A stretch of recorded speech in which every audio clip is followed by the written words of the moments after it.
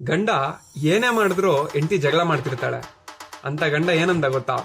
ನಾವು ಜಲ್ದಿ ಬಂದ್ರೆ ಜಲ್ದಿ ಯಾಕೆ ಬಂದ್ರಿ ಅಂತೀರ, ಚೂರು ಲೇಟ್ ಆಗಿ ಬಂದ್ರೆ ಲೇಟ್ ಆಗಿ ಯಾಕೆ ಬಂದ್ರಿ ಅಂತೀರ, ಹೇಳಿದ ಟೈಮ್ಗೆ ಬಂದ್ರೆ ಏನಿವತ್ತು ಕರೆಕ್ಟ್ ಟೈಮ್ಗೆ ಬಂದ್ರಿ ಅಂತೀರ.